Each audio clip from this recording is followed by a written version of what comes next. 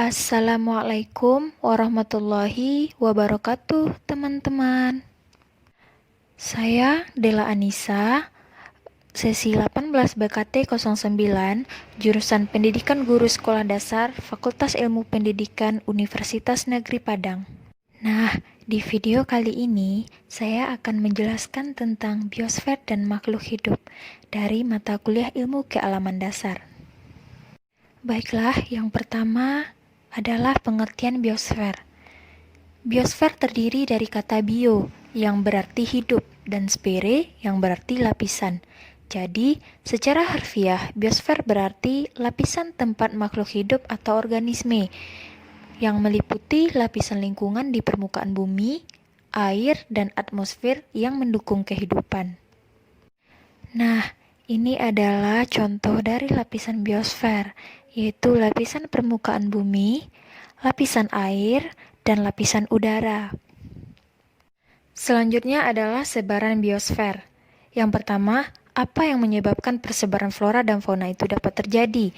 Penyebabnya ada dua. Yang pertama, tekanan populasi, yaitu semakin banyak populasi menyebabkan persediaan bahan makanan tidak mencukupi bagi keturunannya.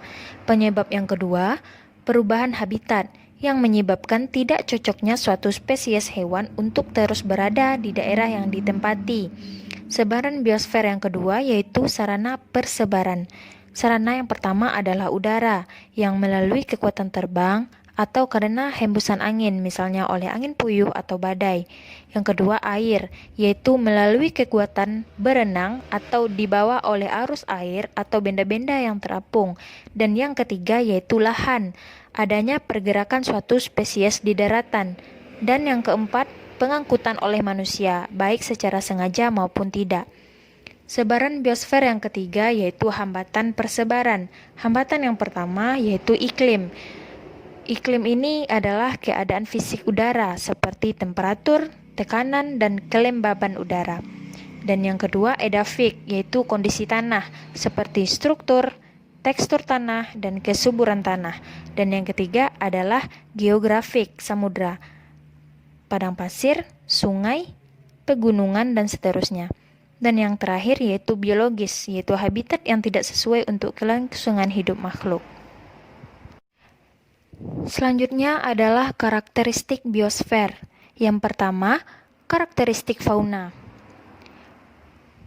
Fauna padang rumput biasanya didominasi oleh herbivora karena tempat ini cukup air dan rumput-rumput segar yang merupakan makanan bagi hewan herbivora. Selanjutnya, fauna di daerah gurun biasanya merupakan hewan kecil seperti semut, kalajengking, dan terdapat juga hewan besar seperti unta yang memiliki punduk yang berfungsi untuk menjaga ketersediaan air. Padang gurun merupakan daerah panas dengan ketersediaan air yang sedikit. Selanjutnya, fauna di daerah tundra adalah fauna yang berdarah hangat dan mempunyai bulu yang tebal seperti beruang kutub. Daerah tundra merupakan daerah yang dingin karena daratannya dilapisi oleh es atau salju. Fauna yang habitatnya di daerah ini lebih sedikit dibandingkan dengan gurun. Selanjutnya, fauna di daerah hutan tropis biasanya didominasi oleh herbivora hutan tropis. Daerah hutan tropis merupakan tempat yang paling nyaman dan bersahabat yang sepanjang tahun disinari matahari dan memiliki curah hujan yang tinggi. Karakteristik fauna selanjutnya yaitu fauna di daerah taiga. Biasanya termasuk jenis burung yang sedang berimigrasi karena habitatnya mengalami musim gugur. Dan yang terakhir, fauna yang habitatnya di daerah kutub memiliki ciri-ciri yang sama dengan daerah tundra, tetapi daerah kutub lebih ekstrim dibandingkan dengan tundra. Selanjutnya adalah karakteristik hutan atau karakteristik flora. Yang pertama, hutan hujan tropis memiliki curah hujan yang tinggi dan sinar matahari sepanjang tahun. Dan yang kedua, hutan musim tropika merupakan hutan musim dengan ciri pohon yang menggugurkan daunnya. Dan yang ketiga, hutan hujan iklim sedang memiliki vegetasi yang berukuran tinggi namun populasinya kurang dari hutan tropis. Dan yang keempat, Hutan gugur memiliki vegetasi dengan pohon yang kuat, tinggi, serta berdaun. Dan yang kelima, hutan taiga merupakan hutan dengan suhu rendah, biasanya dekat dengan daerah kutub. Karakteristik flora selanjutnya yaitu stepa. Stepa merupakan istilah lain dari padang rumput. Selanjutnya sabana. Sabana merupakan salah satu bentuk padang rumput yang mempunyai pohon kerdil dan pohon-pohon tersebut tumbuh secara bergerombol. Selanjutnya tundra. Tundra merupakan daerah kutub, biasanya hanya ditumbuhi oleh lumut. Dan selanjutnya gurun. Gurun merupakan daerah berpasir yang mempunyai ketersediaan air yang sangat sedikit. Selanjutnya, terumbu karang. Terumbu karang merupakan flora yang berasal di laut. Dan yang terakhir yaitu padang lamun, merupakan pohon yang berbunga dan tumbuh di air. Selanjutnya, pembahasan tentang faktor yang mempengaruhi biosfer. Faktor yang pertama yaitu iklim. Faktor iklim termasuk di dalamnya keadaan suhu, kelembaban udara, dan angin yang sangat besar. Pengaruhnya terhadap kehidupan setiap makhluk di dunia. Faktor suhu udara berpengaruh terhadap berlangsungnya proses pertumbuhan fisik tumbuhan. Sinar matahari sangat diperlukan bagi tumbuhan hijau untuk fotosintesa. Kelembaban udara berpengaruh pula terhadap pertumbuhan fisik tumbuhan, sedangkan angin berguna untuk proses penyerbukan. Faktor iklim yang berbeda-beda pada suatu wilayah menyebabkan jenis tumbuhan maupun hewannya juga berbeda. Faktor yang kedua yaitu tanah. Tanah yang banyak mengandung unsur-unsur kimia yang diperlukan bagi pertumbuhan flora di dunia. Kadar kimiawi berpengaruh terhadap tingkat kesuburan tanah. Keadaan struktur tanah berpengaruh terhadap sirkulasi udara di dalam tanah, sehingga memungkinkan akar tanaman dapat bernafas dengan baik. Keadaan tekstur tanah berpengaruh terhadap daya serap tanah terhadap air. Suhu tanah berpengaruh terhadap permukaan akar serta kondisi air di dalam tanah. Faktor yang mempengaruhi biosfer selanjutnya yaitu fisiografi. Faktor ketinggian permukaan bumi umumnya dilihat dari ketinggiannya dari permukaan laut. Misalnya, ketinggian tempat 1.500 meter berarti tempat tersebut berada pada 1.500 meter di atas permukaan laut. Semakin tinggi suatu daerah, semakin dingin suhu di daerah tersebut. Dengan demikian juga sebaliknya, bila lebih rendah berarti suhu udara di daerah tersebut lebih panas. Setiap naik 100 meter, suhu rata-rata turun sekitar 0,5 derajat Celcius. Jadi, semakin rendah suatu daerah, semakin dingin daerah tersebut. Oleh sebab itu, ketinggian permukaan bumi besar pengaruhnya terhadap jenis dan persebaran pertumbuhan. Daerah yang suhu udaranya lembab, basah di daerah tropis, tanamannya lebih subur daripada daerah yang suhunya panas dan kering. Faktor selanjutnya yaitu manusia. Manusia mampu mengubah lingkungan untuk memenuhi kebutuhan tertentu. Misalnya, daerah hutan diubah menjadi daerah pertanian, perkebunan, atau perumahan dengan melakukan penebangan, reboisasi, dan pemupukan. Manusia dapat menyebarkan tumbuhan dari suatu tempat ke tempat lainnya. Selain itu, manusia juga mampu mempengaruhi kehidupan fauna di suatu tempat dengan melakukan perlindungan atau perburuan binatang. Baiklah, materi selanjutnya yaitu makhluk hidup. Yang dimaksud dengan makhluk hidup adalah suatu organisme yang memiliki kemampuan untuk menghirup udara atau bernafas, bisa memindahkan dan akibatnya memiliki kemampuan untuk berkembang biak. Makhluk hidup disebut juga dengan biotik, yang terdiri dari tumbuhan, hewan, dan manusia. Selanjutnya adalah ciri-ciri makhluk hidup.